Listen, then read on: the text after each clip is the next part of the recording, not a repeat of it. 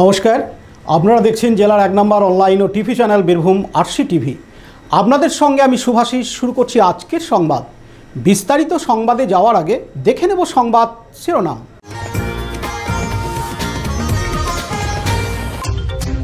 দিনব্যাপী আয়ুষ মেলার শুভ উদ্বোধন সিউড়িতে।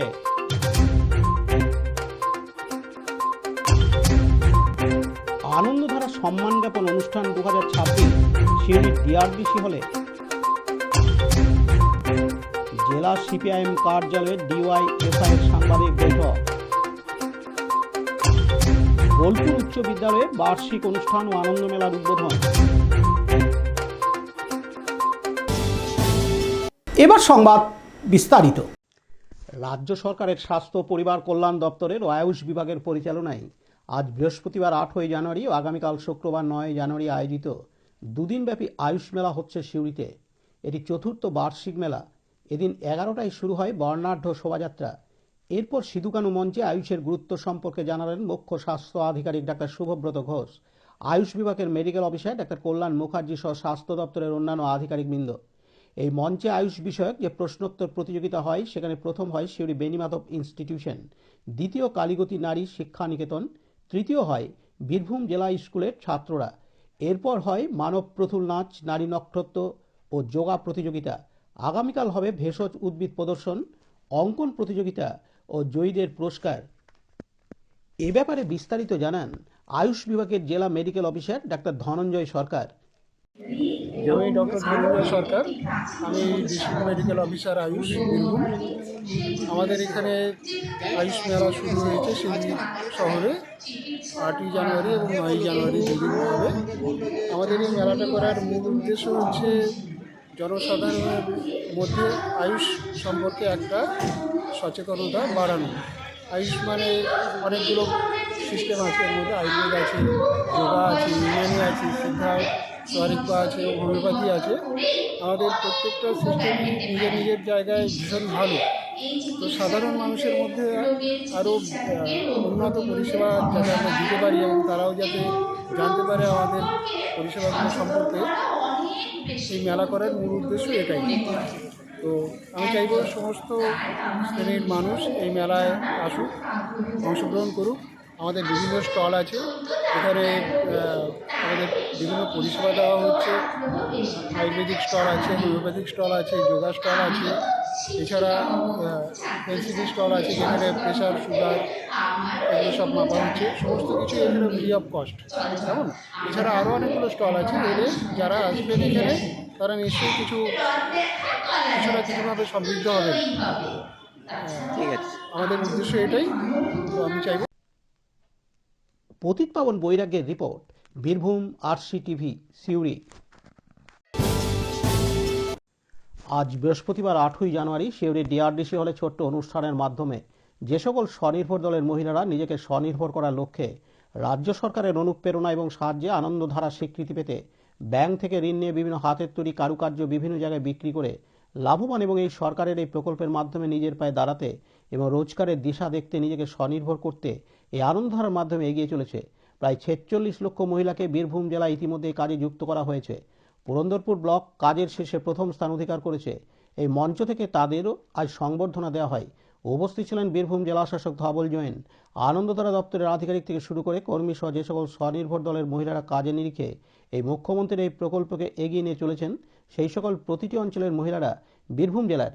এর পাশাপাশি দুটি ট্যাবলো উদ্বোধন করেন জেলা শাসক। এই ট্যাবলোগুলি সমস্ত বীরভূম জেলার প্রতিটি গ্রামগঞ্জে ঘুরবে এবং মানুষকে স্বনির্ভর করতে বার্তা দেবে।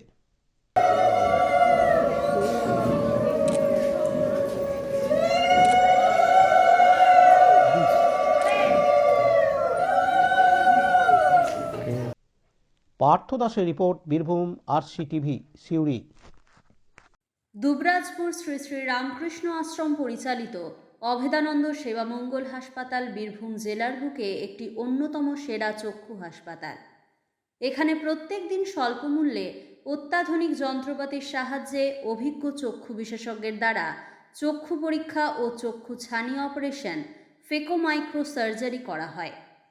এছাড়াও এই হাসপাতালে অতি স্বল্প মূল্যে যাবতীয় পরীক্ষা নিরীক্ষা যেমন রক্তের সমস্ত রকম পরীক্ষা, ইসিজি, ইউএসজি, থাইরয়েড পরীক্ষা করা হয়। এখানে অতি স্বল্প মূল্যে চশমাও তৈরি করা হয়। এছাড়াও এখানে প্রত্যেক দিন বিনামূল্যে অন্যান্য রোগেরও চিকিৎসা করা হয়। আমাদের আদর্শ শিব ক্যানে চিপ সেবা।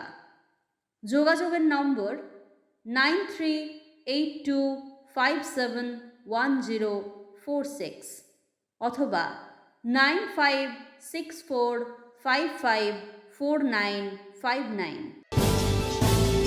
সত্যানন্দ ইনস্টিটিউশন একটি আদর্শ ইংরাজি বাংলা মাধ্যম কোয়েড স্কুল, একটি আদর্শ আবাসিক ও ডেবোর্ডিং শিক্ষা প্রতিষ্ঠান। 2026 শিক্ষাবর্ষে ছাত্রছাত্রী ভর্তি চলছে। প্রথম ইউনিট ইংরাজি মাধ্যম নার্সারি থেকে চতুর্থ শ্রেণী, দ্বিতীয় ইউনিট বাংলা মাধ্যম পঞ্চম থেকে অষ্টম শ্রেণী। পরিচালনায় শ্রী শ্রী রামকৃষ্ণ আশ্রম দুবরাজপুর, বীরভূম। যোগাযোগ দুবরাজপুর গোশালা, পাহাড়েশ্বর সন্নিকট, বীরভূম। যোগাযোগ নম্বর প্রিন্সিপাল 9614432465, সম্পাদক 7407405155। দুবরাজপুর শ্রী শ্রী রামকৃষ্ণ আশ্রম পরিচালিত সত্যানন্দ ইনস্টিটিউশন দুবরাজপুরের বুকে এক অনন্য নাম। শিক্ষার সাথে সাথে আমাদের খেলাধুলা, গার্ডেনিং এবং বাচ্চাদের নানা ধরনের মেধা অন্বেষণ পরীক্ষা থেকে সমস্ত কিছু বাচ্চাদের জন্য আমরা পরিষেবা দিয়ে থাকি। নতুন শিক্ষাবর্ষে আমাদের ভর্তি চলছে। আমাদের দুটো ইউনিট, প্রথম বিভাগ ইংরাজি মাধ্যম নার্সারি থেকে ক্লাস 4 এবং দ্বিতীয় বিভাগ পঞ্চম থেকে অষ্টম শ্রেণী পর্যন্ত বাংলা মাধ্যম। আপনারা আপনাদের বাচ্চাদের সুরক্ষিত রাখার জন্য পড়াশোনার সাথে সাথে আমাদের যে রামকৃষ্ণ আশ্রমের ভাবধারায় যে আশ্রমিক পরিবেশ, সেই পরিবেশে আমাদের ছাত্রাবাসেরও সুবিধা আছে। বাচ্চাদের নিশ্চিত ভবিষ্যতের জন্য পড়াশোনার জন্য আপনারা আমাদের স্কুলে আসুন। আমরা যথাসম্ভব সহযোগিতার মাধ্যমে আপনাদের বাচ্চাদের আধুনিক ভবিষ্যৎ গড়ে দেওয়ার জন্য বদ্ধপরিকর। আজ বৃহস্পতিবার 8ই জানুয়ারি শিউরের বীরভূম জেলা সিপিআইএম কার্যালয়ে ডিওয়াইএফআই এর সাংবাদিক বৈঠক হয়।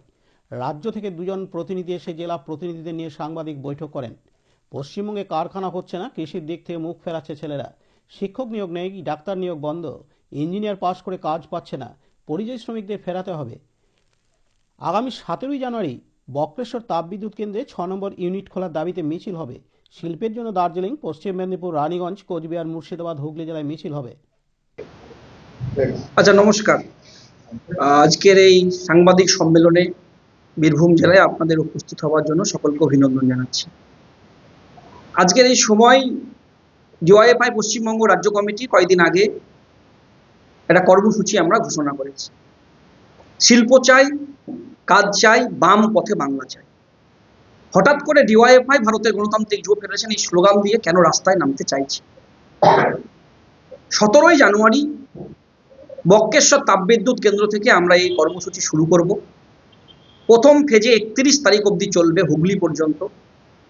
দ্বিতীয় দফায় আবার শুরু হবে, কারণ মাধ্যমিক উচ্চ মাধ্যমিকের পরীক্ষা আছে।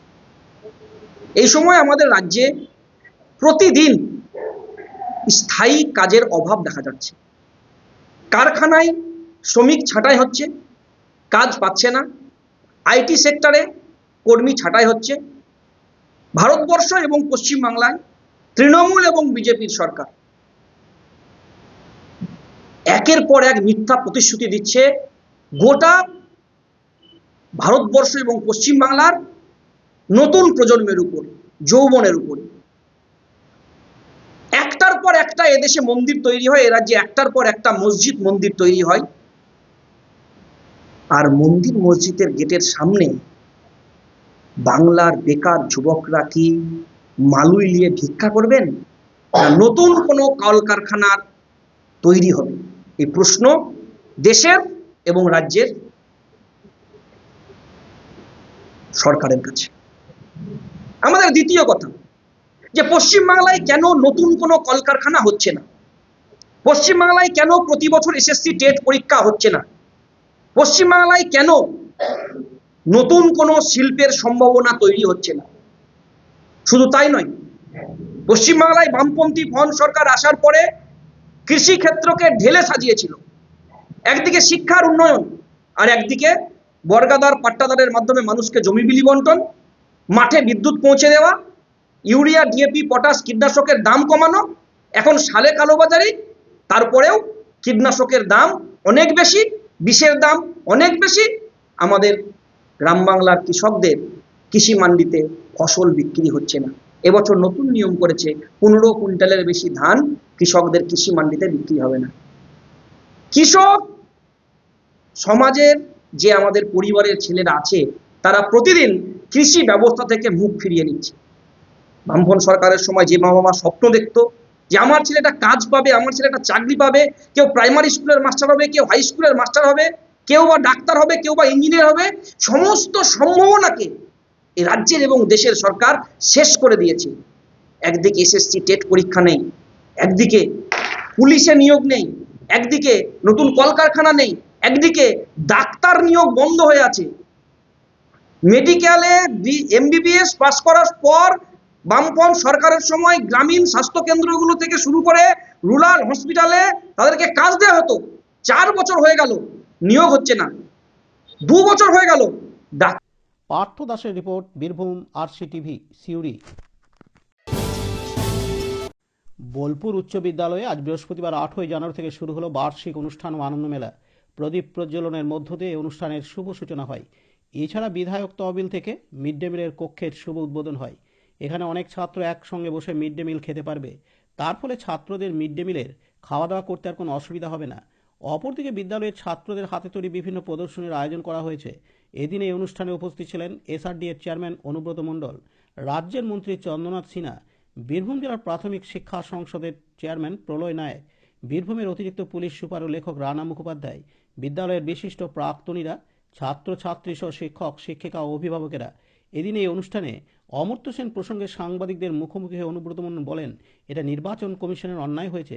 এদিন তিনি আরও জানান, কতটা রিকভার হয়েছে এবং মানে শিক্ষার অঙ্গনে যে আপনি বললেন যে মানে রিকভারি হয়েছে ম্যাক্সিমাম সবটাই 100 মমতা ব্যানার্জি আসার পর শিক্ষা উন্নতি অনেক করেছে। আর কি বলুন, স্কুলগুলোকে কতটা প্রাধান্য দিতে চাইছে? স্কুলগুলো তো দেখতেই পাচ্ছেন যে আগে কি হাল ছিল, এখন কি হাল হয়েছে। বিশেষ করে বেশ কিছুদিন পুরনো স্কুল বলে কি এরকম সব স্কুল এখন আর পুরোনোর দিকে মনে হয় নতুন, প্রাইমারি আরো ভালো হচ্ছে। আর জিজ্ঞেস দাদা, অমর্ত্য সেন ইস্যুতে কি বলবেন? অমর্ত্য সেনের ইস্যু তো অভিষেক বলে গেছে, নোটিশ করা হয়েছে, পাশে আছি আমরা। কিন্তু নির্বাচন কমিশনের ভুল, সেই জায়গায় অমর্ত্য সেনকে হিয়ারিং এর চিঠি দেওয়া অন্যায় হয়েছে। অমর্ত্য সেন মতনকে নোটিশ দেওয়া ঠিক হয় না। অন্যদিকে মন্ত্রী চন্দ্রনাথ সিনহা বলেন, এবং কি ভাবনা নিয়ে দিলেন? দেখো, বিধায়ক তহবিল থেকে দেওয়া হয়েছে এবং আমাদের ভাবনা ছিল একটাই, যে আমাদের বোলপুর শহরে বাচ্চাদের যেন কোনো অসুবিধা না হয়।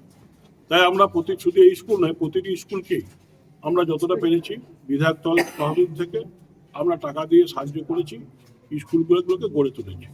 আপনার টার্গেট থাকে যে স্কুলগুলোকেই বেশি করে প্রাধান্য দেবেন? আমাদের যতটা পেরেছি, যে বোলপুর শহর এবং ইলামবাজার সহ ম্যাক্সিমাম স্কুলকে আমরা আর্থিক সাহায্য দিয়ে তৈরি করেছি। কাজী আমিরুল ইসলামের রিপোর্ট, বীরভূম RCTV, বোলপুর। আজকের সংবাদ এই পর্যন্ত।